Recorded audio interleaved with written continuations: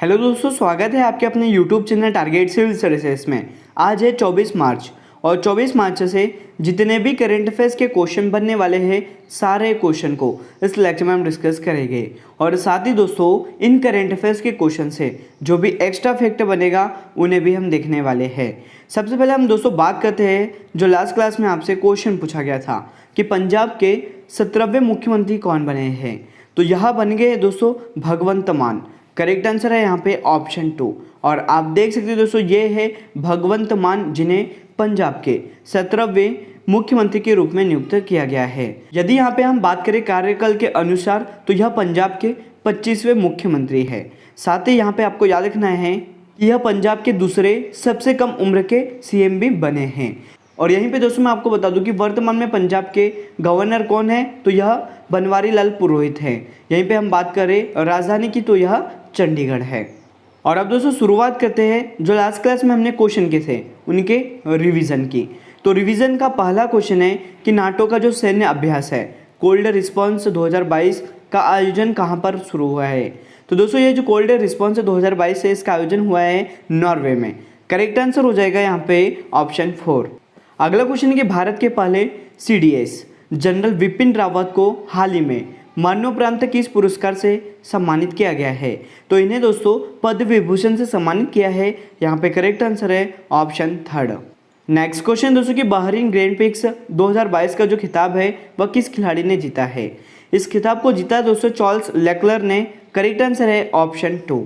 अगला क्वेश्चन है कि एसबीआई इन एक्विबिशन और एक्सेलरेशन सेंटर कहाँ पर स्थापित करेगा।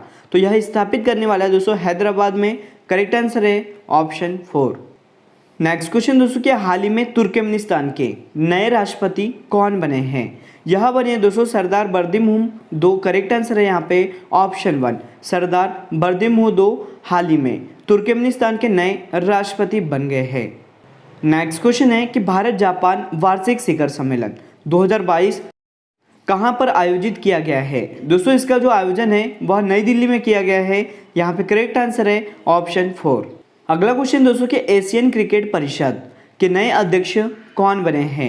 दोस्तों एशियन क्रिकेट परिषद के जो अध्यक्ष है वो फिर से जय शाह को चुना गया है।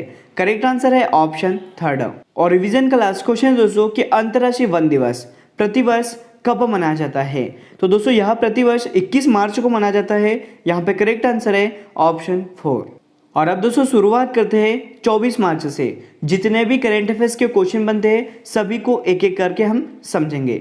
यहीं पे हम दोस्तों बाद में हम बात करेंगे आज के डेली जीके तड़का डोज 42 की। 42 डोज नंबर आज हम करने वाले हैं दोस्तों। यहाँ पे हम जो डेली जीके तड़का डोज कर रहे हैं यहाँ पे हम ऐसे सेलेक्टेड क्वेश्चन करते हैं जो भारत में आने वाले सभी कॉम्पिटिटिव एग्जाम के लिए बहुत ही महत्वपूर्ण है। तो दोस्तों यह सेशन को देखना भी ना भूलिए। पहला क्वेश्चन दोस्तों कि किस क्रिकेटर को मालदीव सरकार द्वारा प्रतिष्ठित स्पोर्ट्स आइकन 2022 पुरस्कार से सम्मानित किया गया है। तो यह सम्मानित किया है दोस्तों सुरेश रैना को। करेक्ट आंसर है ऑप्शन 2। और आप देख सकते हो दोस्तों ये है सुरेश रैना। दोस्तों मैं आपको बता दूं कि भारत के पूर्व क्रिकेटर सुरेश रैना को मालदीव स्पोर्ट्स अवार्ड 2022 में प्रतिष्ठित स्पोर्ट्स आइकन 2022 पुरस्कार से सम्मानित किया है। मालदीव सरकार ने सुरेश रैना को उनके पूरे करियर में विभिन्न उपलब्धियों के लिए इस सम्मान से सम्मानित किया है। तो आपको याद रखना है दोस्तों कि सुरेश रैना को मालदीव सरकार द्वारा प्रतिष्ठित स्पोर्ट्स आइकन 2022 पुरस्कार से सम्मानित किया गया है। यहाँ पे करेक्ट आंसर हो गया ऑप्शन 2। और आप देख सकते हो दोस्तों ये है सुरेश रैना। और अब चलते अगले क्वेश्चन की ओर। और आपके लिए अगला क्वेश्चन दोस्तों कि उत्तराखंड के मुख्यमंत्री कौन बने हैं। दोस्तों मैं आपको बता दूं कि उत्तराखंड के जो मुख्यमंत्री है वह फिर से बन गए हैं पुष्कर सिंह धामी। करेक्ट आंसर है ऑप्शन 2। और आप देख सकते हो दोस्तों ये है पुष्कर सिंह धामी। तो पुष्कर सिंह धामी दोस्तों उत्तराखंड के 11वें मुख्यमंत्री बने हैं। यहाँ पे हम बात करें उत्तराखंड राज्य की जिसकी राजधानी है दोस्तों देहरादून और एक है गैरसन। ये जो देहरादून है दोस्तों यह विंटर कैपिटल है और ये जो गैरसन है यह समर कैपिटल है। और साथ ही दोस्तों आपको याद रखना है मुख्यमंत्री कौन बन गए हैं। तो यह पुष्कर सिंह धामी बन गए हैं। वर्तमान में उत्तराखंड राज्य के गवर्नर कौन है। तो यह गुरमीत सिंह है। और उत्तराखंड के जो मुख्य न्यायाधीश है उनका नाम है दोस्तों राघवेंद्र सिंह चौहान। यहीं पे हम दोस्तों बात करें उत्तराखंड के दो पड़ोसी देश है वो कौन कौन से हैं, मतलब जो उत्तराखंड राज्य है इसकी जो सीमा है उससे दो पड़ोसी देश लगते हैं, वो कौन कौन से, एक तो चीन जिसका तिब्बत हिस्सा है और नेपाल। यह दो ऐसे देश है जो उत्तराखंड राज्य से अपनी सीमा साझा करते हैं। अगला पॉइंट है दोस्तों कि उत्तराखंड की जो लोकसभा सीट है वो कितनी है, तो यह 5 है और यहीं पे राज्यसभा सीट दोस्तों 3 है और विधानसभा सीट 271 है। तो यह सभी महत्वपूर्ण पॉइंट है उत्तराखंड से जो आपको याद रखना है। तो याद रखना है दोस्तों, उत्तराखंड के मुख्यमंत्री कौन बन गए हैं, तो यह पुष्कर सिंह धामी बन गए हैं। और अब चलते हैं अगले क्वेश्चन की ओर। और आपके लिए अगला क्वेश्चन दोस्तों कि दुनिया में पहली बार युद्ध में हाइपरसोनिक मिसाइल का हमला किस देश ने किया है, तो यह हमला किया दोस्तों रूस ने। करेक्ट आंसर है ऑप्शन 2। तो दोस्तों आपको याद रखना है यहाँ पे कि रूस ने यूक्रेन पर किंजॉल हाइपरसोनिक मिसाइल दागने का दावा किया है। किंजॉल रूसी भाषा का शब्द है जिसका मतलब अगर क्या होता है दोस्तों, तो यह खंजर होता है। याद रखना किंजॉल का अर्थ क्या होता है, तो यह खंजर होता है। साथ ही दोस्तों मैं आपको बता दूं कि इसके जरिए रूस ने यूक्रेन की सत्ता पर शांति समझौते के लिए दबाव बनाने की कोशिश की है। यहाँ पे हम दोस्तों बात करें कि ये जो व्लादिमीर पुतिन है, मतलब ये जो रूस के राष्ट्रपति है व्लादिमीर पुतिन, इस मिसाइल को आइडियल वेपन कहते हैं। इसकी जो मारक क्षमता है वो दोस्तों 1500 से 2000 किलोमीटर है और यह परमाणु बम भी गिरा सकती है। यहाँ पे मैं आपको बता दूं इसकी जो पहली टेस्टिंग है दोस्तों वह वर्ष 2018 में की गई थी। और आइडियल वेपन कितनी रफ्तार से चलता है, तो यह दोस्तों 5 से 10 मैक, मतलब साउंड से 10 गुना ज़्यादा रफ्तार इसकी है। मतलब यह दोस्तों 3 किलोमीटर पर सेकेंड की स्पीड से चलता है। तो आपको याद रखना है यहाँ पे कि दुनिया में पहली बार युद्ध में हाइपरसोनिक मिसाइल से हमला किस देश ने किया है, रूस ने किया है। और किस पर किया दोस्तों, यूक्रेन पर किया है। और अब चलते अगले क्वेश्चन की ओर। और अभी तक दोस्तों आपने हमारे लेक्चर को लाइक नहीं किया है तो लाइक जरूर कर दें, शेयर भी करें। अगर आप इस चैनल पर नए हो दोस्तों तो इसे सब्सक्राइब भी जरूर कर लें। नेक्स्ट क्वेश्चन है कि हाल ही में विश्व जल दिवस 2022 कब मनाया गया है। दोस्तों ये जो वर्ल्ड वाटर डे है यह मनाया गया है 22 मार्च को। करेक्ट आंसर हो जाएगा यहाँ पे ऑप्शन 4। तो दोस्तों विश्व जल दिवस 22 मार्च को मनाया जाता है। इस दिन को मनाने का जो मुख्य उद्देश्य है वो क्या है, तो विश्व के सभी देशों में स्वच्छ एवं सुरक्षित जल की उपलब्धता सुनिश्चित करना है दोस्तों। साथ ही जल संरक्षण के महत्व पर भी ध्यान केंद्रित करना है। यहीं पे हम बात करें विश्व जल दिवस 2022 की थीम की, तो यह है दोस्तों भूजल अदृश्य दृश्यमान बनाना है, मतलब ground water making the invisible visible. यह इस वर्ष की थीम आपको याद रखना है। तो याद रखना है विश्व जल दिवस प्रतिवर्ष कब मनाया जाता है, तो यह 22 मार्च को मनाया जाता है। और अब चलते हैं अगले क्वेश्चन की ओर। और आपके लिए अगला क्वेश्चन दोस्तों ये रहा कि हाल ही में किसके द्वारा बेंगलुरु में उड़ान नियंत्रण प्रणाली एकीकरण परिसर का उद्घाटन किसने किया है, तो यह उद्घाटन किया दोस्तों राजनाथ सिंह रक्षा मंत्री ने। करेक्ट आंसर हो जाएगा ऑप्शन 3। और आप देख सकते हो दोस्तों ये है रक्षा मंत्री राजनाथ सिंह। दोस्तों मैं आपको बता दूं कि रक्षा मंत्री श्री राजनाथ सिंह ने कर्नाटक के बेंगलुरु में DRDO प्रयोगशाला वैमानिकी विकास प्रतिष्ठान में 7 मंजिला उड़ान नियंत्रण प्रणाली एकीकरण सुविधा का उद्घाटन किया है।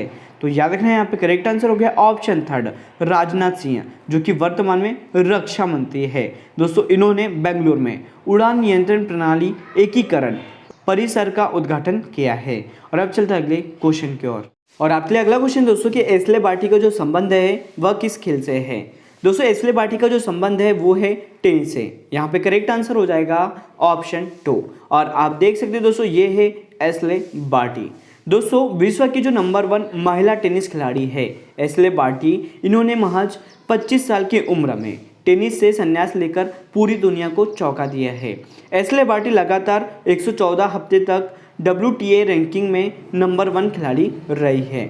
दोस्तों एस्ले बार्टी के नाम 3 ग्रैंड स्लैम खिताब भी दर्ज है। उन्होंने साल 2019 में फ्रेंच ओपन और साल 2021 में विंबलडन और उसी साल दोस्तों ऑस्ट्रेलियन ओपन का खिताब भी जीता था। तो आपको याद रखना है यहाँ पे कि जो एस्ले बार्टी हैं इनका संबंध दोस्तों किस खेल से है, तो टेनिस से है। और अब चलते हैं अगले क्वेश्चन की ओर। और आज का लास्ट क्वेश्चन दोस्तों की डिजिटल भुगतान की पेशकश करने वाली भारत की पहली महारत्न कंपनी कौन सी बन गई है, तो यह बन गई दोस्तों BPCL। तो दोस्तों मैं आपको बता दूं कि ये जो भारत पेट्रोलियम कॉर्पोरेशन लिमिटेड है यह कंपनी गैर इंटरनेट उपयोगकर्ता को डिजिटल भुगतान पेशकश करने वाली भारत की पहली महारत्न कंपनी बन गई है। भारत पेट्रोलियम कॉरपोरेशन लिमिटेड की इस पहल से जिन ग्राहकों के पास स्मार्टफोन या इंटरनेट की पहुंच नहीं है, वे इस सुविधा के उपयोग कर आसानी से सिलेंडर बुक कर सकते हैं। और इस सुविधा के माध्यम से दोस्तों भारत में लगभग 4 करोड़ ग्रामीण लोग लाभान्वित हो गए। यहाँ पे हम दोस्तों बात कर रहे हैं BPCL की, मतलब भारत पेट्रोलियम कॉरपोरेशन लिमिटेड की, जिसकी स्थापना 1952 को की गई थी और इसका मुख्यालय मुंबई महाराष्ट्र में स्थित है। और इसके जो चेयरमैन MD है दोस्तों वह कौन है, तो यह अरुण कुमार सिंह है। तो यह सभी महत्वपूर्ण पॉइंट है दोस्तों BPCL मतलब भारत पेट्रोलियम कॉरपोरेशन लिमिटेड से, जो आपको याद रखना है। और अब दोस्तों बात करते हैं आज के क्वेश्चन ऑफ द डे की। तो आज का जो क्वेश्चन है आपके लिए कि एशियन क्रिकेट परिषद मतलब ACC के नए अध्यक्ष कौन बने हैं, इसका सही जवाब आपको कमेंट सेक्शन में देना है।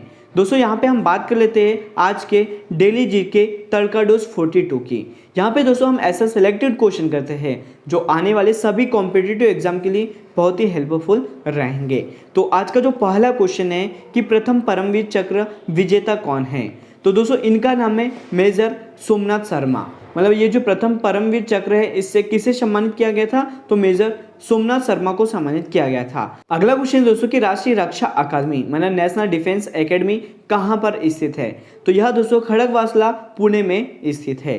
अगला क्वेश्चन है कि भारत का महान्यायवादी किसके द्वारा नियुक्त किया जाता है, तो दोस्तों ये जो भारत का महान्यायवादी है यह नियुक्त किया जाता है राष्ट्रपति के द्वारा। नेक्स्ट क्वेश्चन दोस्तों कि संविधान का कौन सा अनुच्छेद पंचायत के गठन के लिए राज्यों को निर्देश देता है, तो यह निर्देश देता है दोस्तों आर्टिकल नंबर 40 मतलब अनुच्छेद 40 यह निर्देश देता है। नेक्स्ट क्वेश्चन दोस्तों कि तेलंगाना को राज्य का जो दर्जा है वह कब मिला था, तो तेलंगाना राज्य को जो दर्जा है वो दोस्तों 2 जून 2014 को मिला था। करेक्ट आंसर है यहाँ पे 2 जून 2014। नेक्स्ट क्वेश्चन दोस्तों कि गामा किरणें किस प्रकार की तरंगें होती है, तो ये जो गामा किरणें हैं यह दोस्तों विद्युत चुंबकीय तरंगें होती है।